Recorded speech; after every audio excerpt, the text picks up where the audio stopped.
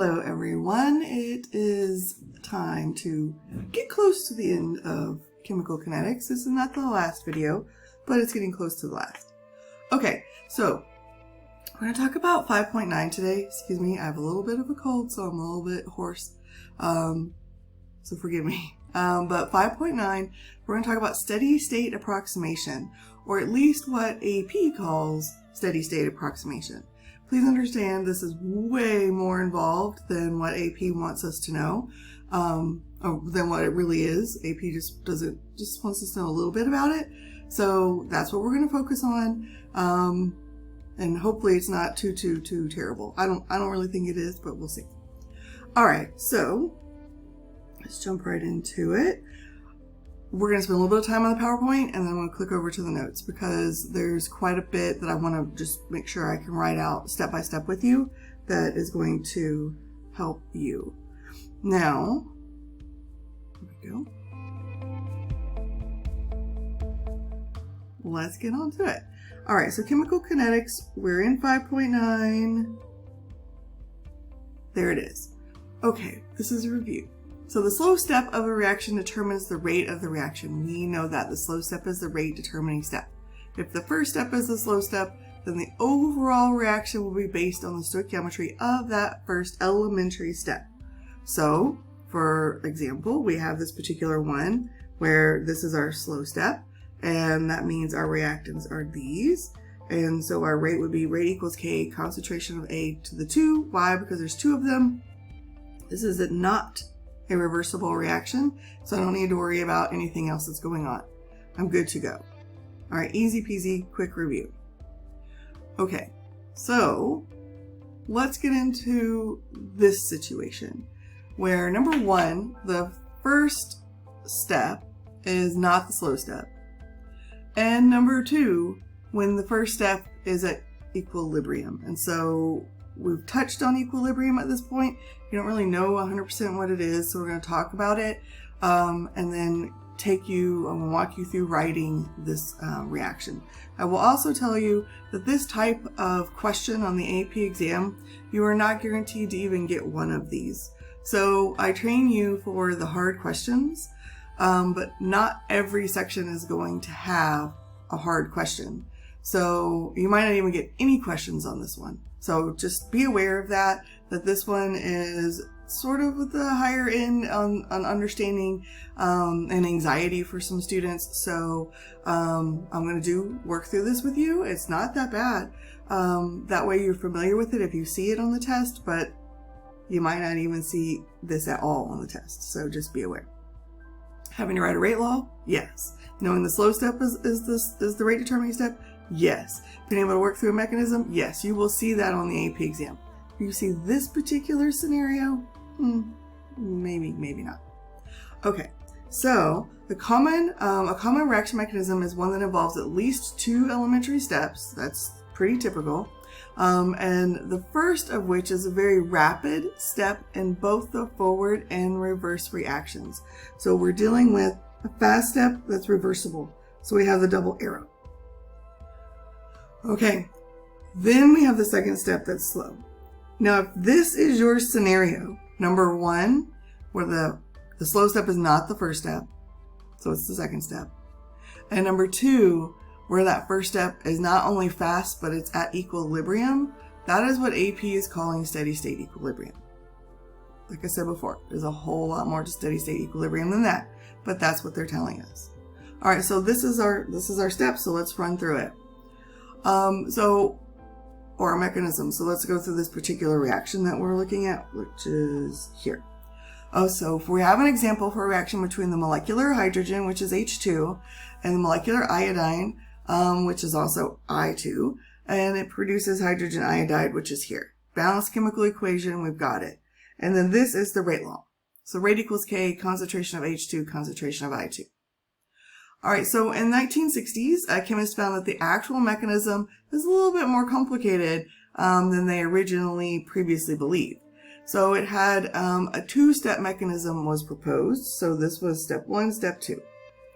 And take note that the I2, so the molecular iodine, is breaking down into I not iodide. This is just monatomic iodine.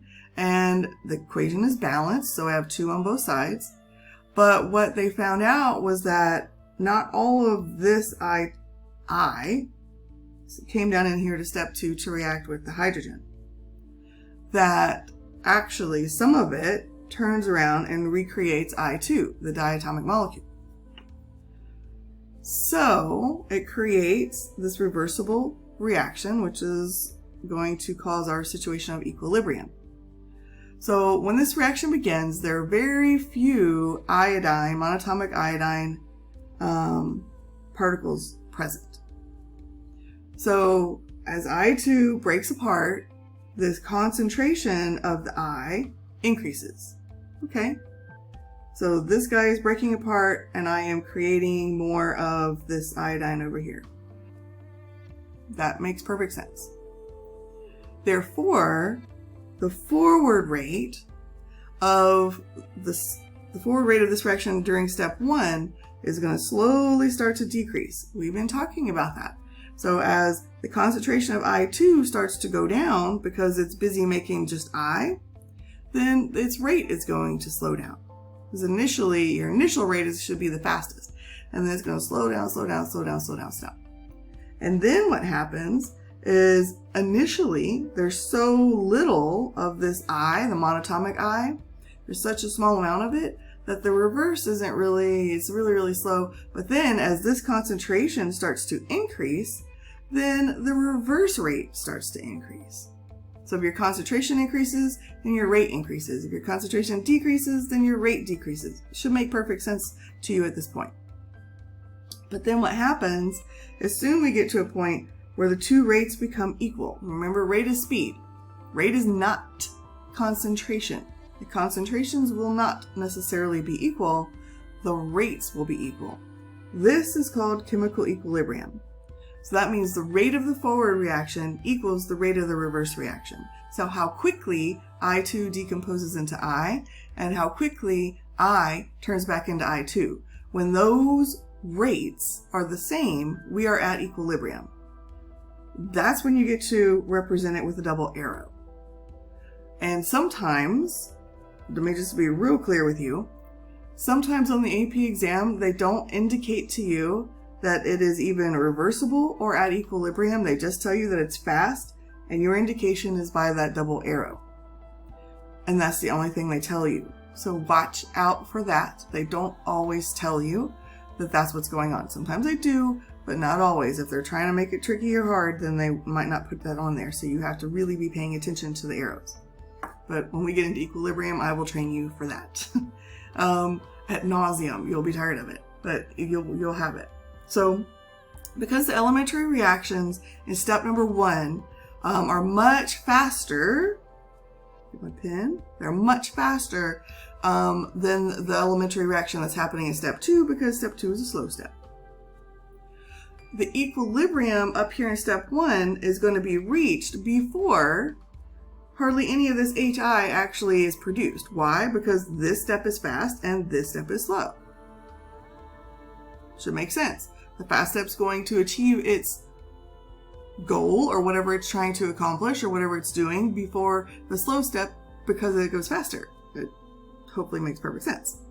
So when the equilibrium is reached before any significant reaction occurs with the hydrogen, and then it persists throughout this reaction, it just keeps going.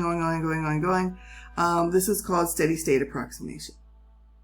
Okay, so that's through the vocabulary. So now let's take a look at what the heck, what does that mean? What are we going to have to do? Because it sounds scary. So far it seems okay, but let's just talk. It's really not that bad, I promise. Got to do a little bit of algebra, but it's not terrible.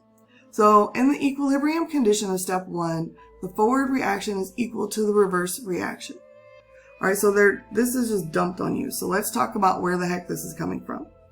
All right, so go back over here for just a second. All right, so if we were to write a rate law, and before I write them, I want to talk about one thing that I haven't talked about yet.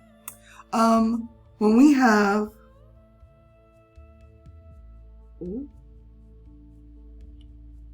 there it goes.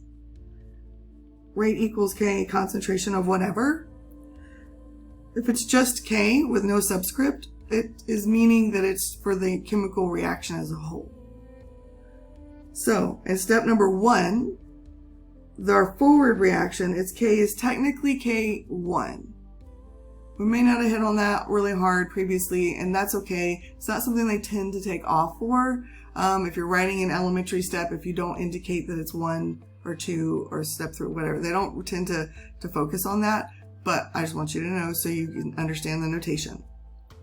And if we're in step 2, that step's K is K2.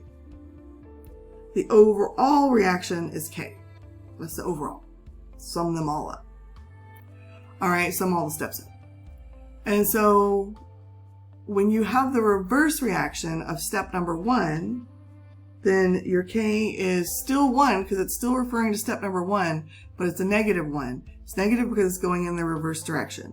So if we're going in the forward direction, you're dealing with K1. If you're going in the reverse direction, you're dealing with K negative 1. So if for some reason, if K2 was at equilibrium, then its value or its K notation would be K negative 2. Okay?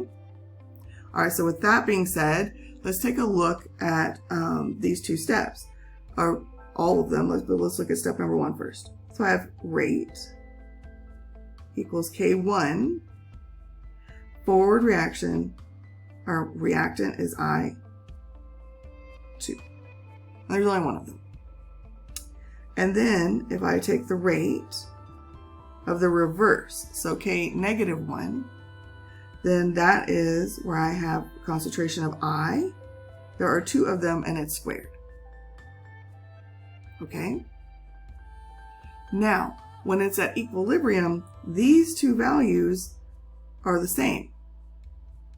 So K1 times the concentration of I2 is going to be the same value as K negative 1 times the concentration of I raised to the power of 2. So that's how we get to where we are here. The rates are the same, so you can set them equal to each other. Now, what we are going to do is, if we go back and look again, if we're looking at this reaction, ultimately these are going to cancel out, right? And we would call this an intermediate. Agreed? So since we know that, what we will do once we get to this step, it says or here, but it doesn't explain why. What we're going to do is we will solve in terms of the intermediate.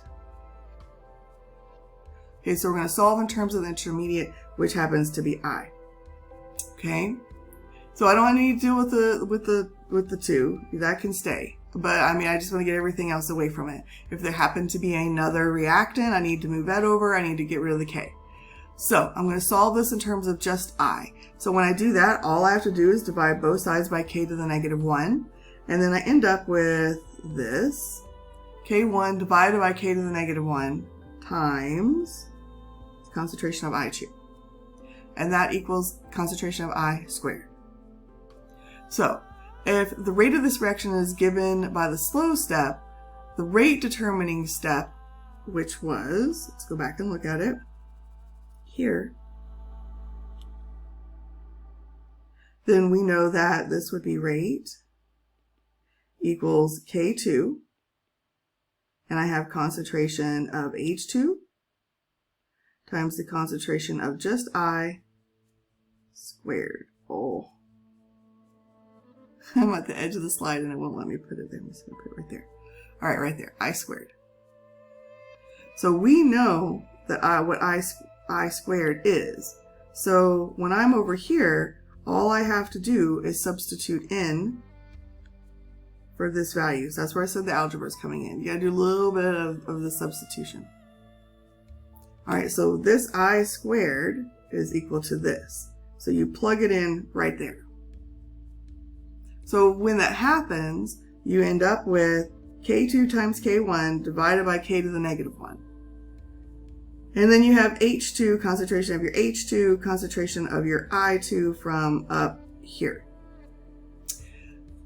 That looks crazy, I know.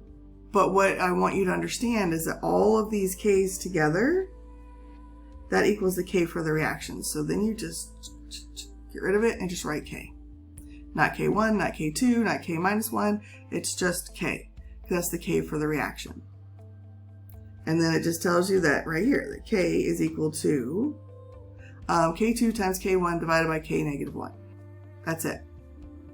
So this is steady state approximation.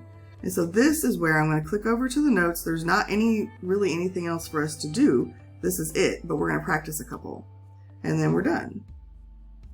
Okay, so let's run through this particular sample of information. And a couple of practice problems, and it's easy. I say so. All right, so again, when the first step is your fast equilibrium step, and the second step is slow, that's what a College Board is referring to as steady state approximation. And so again, like I said, it's way more involved than just that. We've learned about this previously, so if we have just this one, where our first step is our slow step, I have a simple situation where I have rate equals K, concentration of A to the 2. Now notice that just says K, it doesn't say K1. Technically it is a K1. Technically this is K1 and this one would be K2. But they're not going to mark off for that. That's okay. So just be aware of the notation. If you call it K1, that's fine. But I caution you all the time, don't add. Don't add and try and be extra super smart, because you're going to write something wrong and they're going to mark it wrong. So if you don't know, just write K. Okay? All right, so that's the first part. Easy. Ooh, there we go. Easy peasy. We already know how to do that. So now let's jump down here. If a subsequent elementary reaction is slow, so then we have like this one, then you have to add all of the reactants up to the slowest step and then cancel in any intermediates to determine the rate of the reaction. So we got it. We understand that if this is fast and this is slow, then we know that B is going to actually be my intermediate, and then I would have A to the 2 and then C. So the observed rate would be K, A to the 2, C. So in the case where the slow step may not be the first step of the reaction, we have to write a rate law that is predicted by the rate limiting step. If it contains reaction intermediates, like this one does, because B is at equilibrium and we have an intermediate, technically there's more involved than what I just did on the page. So this is where, if they ask you one of these hard questions, you're going to want to grab these points if you can remember. All right. So, however, an intermediate should not appear in the overall reaction equation. Therefore, it should not appear in the rate law of this particular reaction. So to solve this problem, we can express the concentration in terms of the intermediate, in terms of the reactants, and then substitute in just like we did. All right, so let's take a look at this, and we're going to break this down, into each step. So let's just practice. Here we go. So we have this first step that is at equilibrium, so I'm focusing on this step right here. And it's written again here. So when the rate of the forward reaction is equal to the rate of the reverse reaction, we are at equilibrium, which means you get the double arrow. So the minute you see that there's the double arrow, you are at equilibrium, okay? So that's important. So we've already done this step here. We've canceled out the intermediate B. We have an overall reaction, and then we have an observed rate law. So since our second step is our rate determining step, we can write the rate law for that particular step. So the rate law for step number 2, which is this step here, and assuming that, look at it individually, don't in your brain, don't go ahead and cancel out the B. So if I were to write this out, it would be rate equals K2 B C. Just only looking at step 2.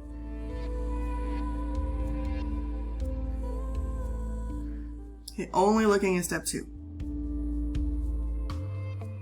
But, sorry, but B is an intermediate.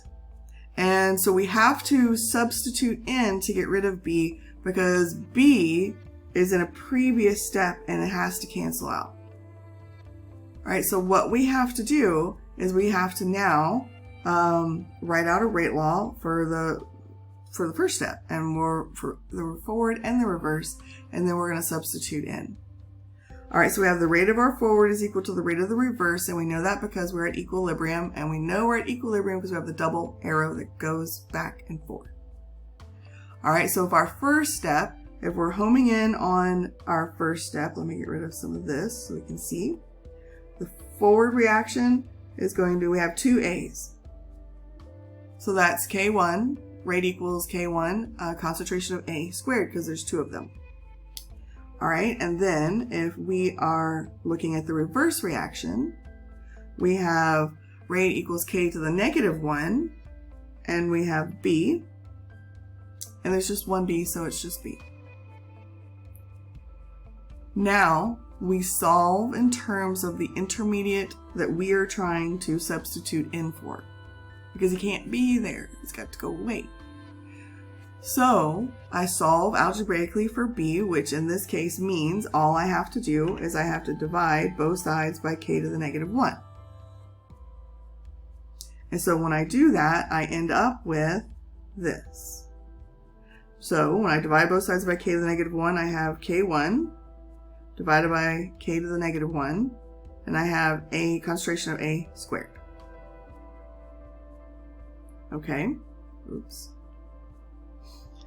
So that's our concentration of B. Now I can take this and substitute it in here. And when I do that initially, I get a crazy looking thing that looks like this. Rate equals K2, and then we substitute in, we have K1 divided by K -1, and we have the concentration of A squared times the concentration of C. Okay, so that's the ugly part. And this, since it's for the overall reaction, is just K. So you just rewrite it as rate equals K, concentration of A squared, concentration of C. Now what are they going to ask you to do on the AP exam with this? And you're like, why couldn't I have just canceled it out up here and just wrote it this way? Well, it's complicated. It's complicated, but the point is it's because it's at equilibrium. So because it's at equilibrium, if it were not at equilibrium, then that would be your step. Since we are at equilibrium, you have to deal with the steady state approximation and deal with it. What are they going to ask you to do on the AP exam? I very, very, very much feel like if they were to put a question like this on here, it would be a multiple choice question. This is my personal feeling. I have no insider information. This is just from almost 20 years of doing this. It's a multiple choice type question, and they ask you to resolve what is this equivalent to. Okay, that tends to be where that comes from. So you guys, this is where we've talked about the AP exam. You got to make a decision. Is it something you're going to spend a ton of time on? I don't know. So let's take a look at this. Now, sometimes you end up with this situation, and that looks really scary. So let's talk about it. It's not, I promise it's not that bad. At least not at the level that we need to do it. So let's practice and run through this problem. All right, so ozone naturally decomposes into oxygen. So we have ozone, which is O3, and then we have oxygen, which is what we breathe. This is your balanced chemical equation. We have an experimentally observed rate law for this reaction is this. So then you see something like this, you're like, what in the heck is that? Because there's an O2 in the denominator. What? It's okay. I promise. Okay, so then the next question or next part is the reaction occurs in two steps. So they're telling you there's two steps, and here they are here, step 1 and step 2, which is the rate limiting step. And then of course, you need to explain your answer even though it doesn't say explain. In this case, we are going to pretend they said explain because they typically would for this type of question. All right, well, how do I know that it's step 2? Because obviously the answer is there, so let's talk through it. Well, it's pretty simple, because if it were step 1, just step 1, if just step 1 was your slow step, your rate determining step, then you would only be focusing on this. So regardless of the fact that it's at equilibrium, so rate would equal K1 concentration of O3. All right, that doesn't match that. So that's why it cannot be step 1. This is wrong. The second step has to be the slow step, the rate determining step. That's number 1. Now, number 2. Let's get into this. Show that the rate law for the slow step agrees with the experimentally observed rate law. All right, so let's jump into this, you guys. So what we're going to do is we're going to go to step number 2, which we determined to be the slow step. And we're going to write a rate law for this slow step, which is rate equals K2, concentration of O, monatomic oxygen, raised to the power of 1 because there's only one of them, and times the concentration of O3, which is ozone, raised to the power of 1 because there's only one of them. Great. Now I know that this is going to cancel out, right? And I also know that it's at equilibrium. So that this is a fast equilibrium step. Okay. So what that means, and it comes before the slow step. So what that means is I need to write a rate law that encompasses the forward and the reverse reaction from step number 1, solve it for the intermediate, and then plug it in. Okay. So the could technically ask you to do this on a free response. Highly unlikely, because this is going to require quite a bit of your time, and there's so many other things that they have to ask you about that are much faster, that they can get a more broad range of your understanding in the same amount of time. All right, so let's take a look at the forward and reverse reactions from step number 1. So we already wrote, and I erased it, the forward reaction. So let's just do it right here real quick. So the rate for step number 1 is equal to K1, which is concentration of the ozone raised to the 1. Got it. Now let's reverse it. So let's look at the reverse reaction. So let's do this one, reverse reaction. So if we have the rate of the reverse, which is the -1, that's going to be equal K to the -1. And that is concentration of oxygen raised to the power of 1, and then the monatomic oxygen. Now these two rates are the same. They're equal to each other, which means I can set this and this equal to each other, which is what's happening here. So I have K1 and ozone, and then I have -1 oxygen and monatomic oxygen right there, equal to each other. So process that. I'm going slow because I want you just to follow where we're going.